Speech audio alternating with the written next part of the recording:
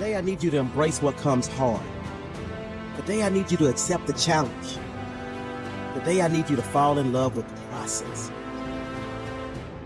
There will be plenty of opportunities to get discouraged, to lose your passion, think that it's not meant to be.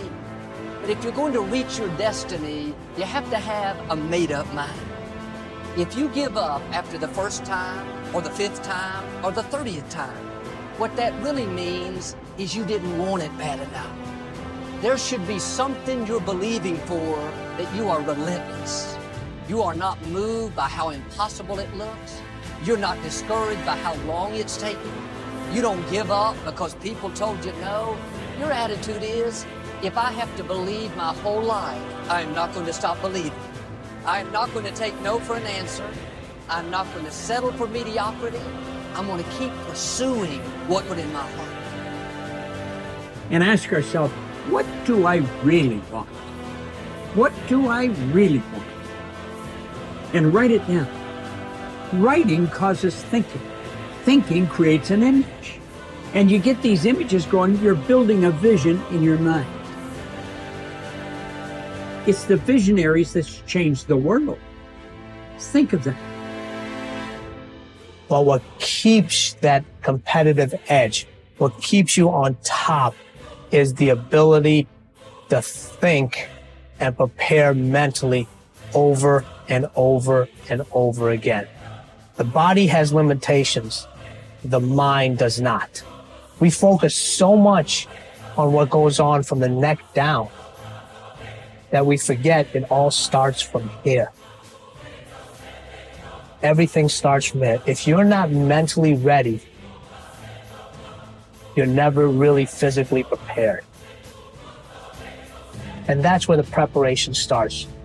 What would your life be like as you look toward the future if you decided, I'm not going to allow my fears to stop me? And I'm saying to you, whatever you got to do, do it, because if you don't, life is going to whoop you until you surrender.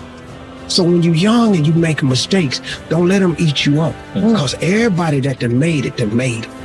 You got to fail in order to win. Hey, look, man, to understand how to hit the game-winning shot, you got to miss the game-winning shot. You know, you got to be tough, because the road to success is always under construction. It's never a clear path to success. The people who become successful are the people who have a relentless attitude. And you just got to hang in there through the bad breaks, because the bad breaks is coming. But they usually come right before the big break is about to happen. You get a series of bad breaks and it stumbles up a lot of people. My life and my success is to say to anyone, you can stumble, you can fall, you can get back up again.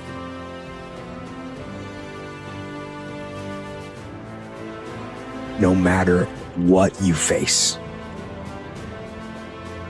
no matter how bad it is going to be, when there is a challenge, and by a challenge I mean anything in life, any challenge, anything that you're facing, the only way to overcome the challenges that you face is to start walking.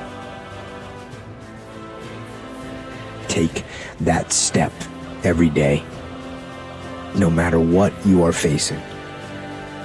Get up and start walking. I have the ability to see the end before the beginning even begins. And what that means is I know that to get to the very end, I can see it right now. So before I went to Buds and I was losing all this weight, I saw myself walking across the stage at 191 pounds. That's what I had to get to get into the door. I saw myself 6 months, a year later, wherever it's going to take me to do it. I saw myself walking across that stage, getting that certificate of graduation from Buds. And I was able to be there at 300 pounds. And that feeling that I was nowhere near that feeling, I was able to put myself there 1,000,000 times every day. And that feeling of like, my God, that is going to feel amazing. That's what made me suffer. That's what allowed the pain to be real and say, this is worth it. I want to feel for this next 18 months. It took me 18 months to finally become a Navy SEAL, to finally, just get through butts. 18 months. It's 6 months. It took me 18. That's what woke me up every morning, was I'm going to put myself through this much pain and suffering for a few seconds. That's all it is. A few seconds of joy. And it's so worth it, man. That's what people don't get. So I'm able to put myself at the finish line, even though I have no finish line, but at the finish line of an event before I even start them, and say, how are you going to feel at the end of this? Visualizing is my biggest tool of life. That's why I've been able to put myself in cold water, put myself in a 100-mile race millions of times before I've done it. And I'm able to go through the race and see how I'm going to feel at mile 50. Almost to the exact feeling. Right. So when it comes up, it's no surprise. It was a surprise. I've already done this a million times.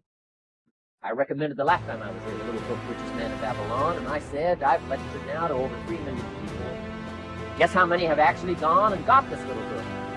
Answer, very few. My best guess is 10%. Such an easy thing to do. This little book, number one, is easy to find. Number two, it's easy to buy. The most you can pay for it, $6, $7, $8. You can borrow that from your kids.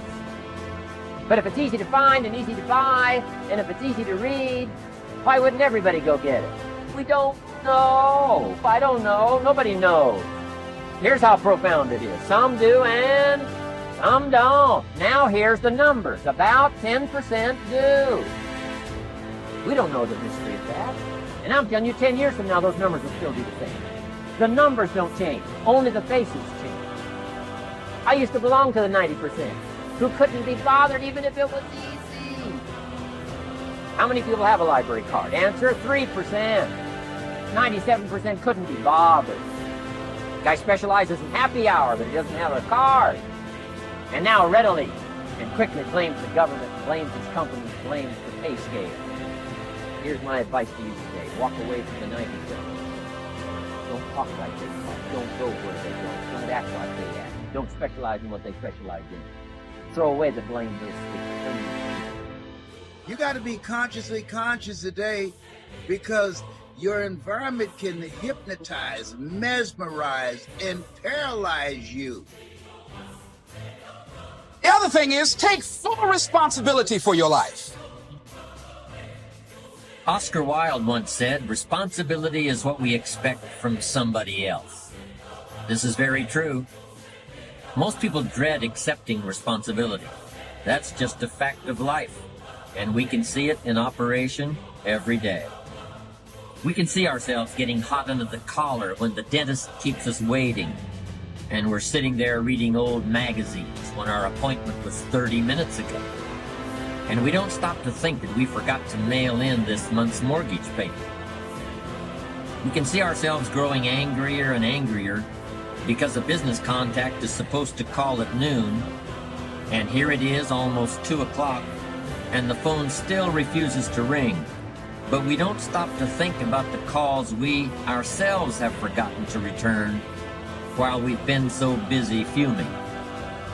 We can see ourselves writing an angry letter to the airline because a flight was delayed, but we don't write an angry letter to ourselves when we're late for something, even though that might not be a bad idea at all. Yes, we can see avoidance of responsibility all the time in both our personal and professional lives. And here's something else we can see just as often. We can see that most people aren't as successful as they wish they were. Do you see there's a connection between these two very common phenomena? I certainly do, and by the end of this session, I hope you'll agree with me. I hope you'll understand that it's in your best interest to take responsibility for everything you do. But that's only the beginning. I'm also going to suggest that many times it's even best to accept responsibility for the mistakes of others, especially when you're in a managerial or leadership role. I can hear you saying, what? Accept responsibility for someone else's mess-ups? Why would I want to do something like that? Well, that's a fair enough question, and over the next few minutes, I'll try to answer. one of my weak points in my personal life is I don't like technical stuff.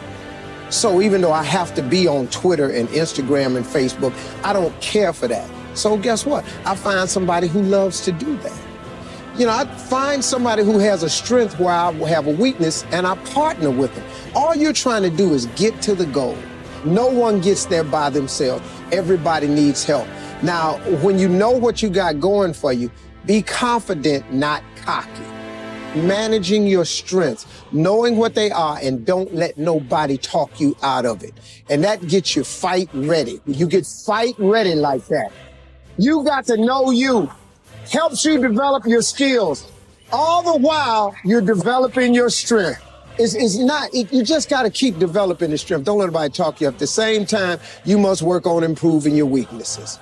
So I've had to, in spite of myself, get on Instagram, get on Twitter, get on Facebook. I got to do the videos whether I want to or not, because the world is moving to social media. If I had as many followers as Kim Kardashian, I probably wouldn't even have to do this TV show. During the years when professional basketball was just beginning to become really popular, Bill Russell, who played center for the Boston Celtics, was one of the greatest players in the pro league. He was especially known for his rebounding and his defensive skills. But like a lot of very tall centers, Russell was never much of a free throw shooter. His free throw percentage was quite a bit below average, in fact.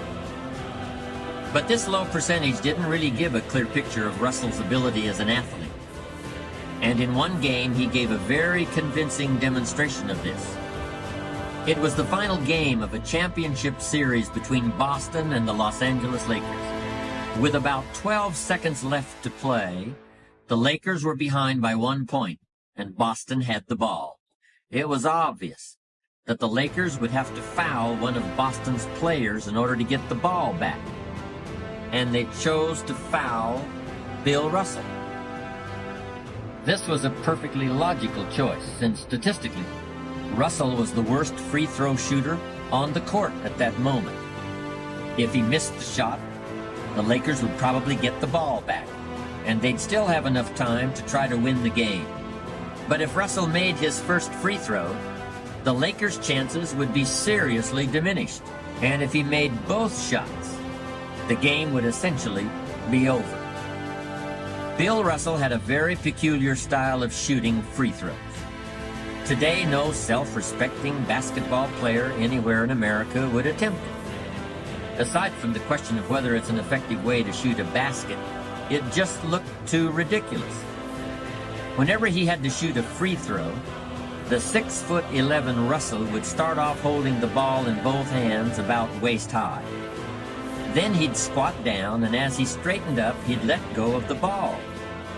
It looked like he was trying to throw a bucket of dirt over a wall. But regardless of how he looked, as soon as Bill Russell was fouled, he knew the Celtics were going to win the game. He was absolutely certain of it. Because in a situation like this, statistics and percentages mean nothing. There was a much more important factor at work. Something that no one has found a way to express in numbers and decimal points. Simply put, Bill Russell was a player who wanted to take responsibility for the success or failure of his team. He wanted the weight on his shoulders in a situation like this. No possibility for excuses, no possibility of blaming anyone else if the game was lost, no second guessing. Bill Russell wanted the ball in his own hands and nobody else's. And like magic, even if he'd missed every free throw he'd ever shot in his life before this, he knew he was going to make this one. And that is exactly what happened. That is what virtually always happens when a man or woman accepts responsibility eagerly and with confidence.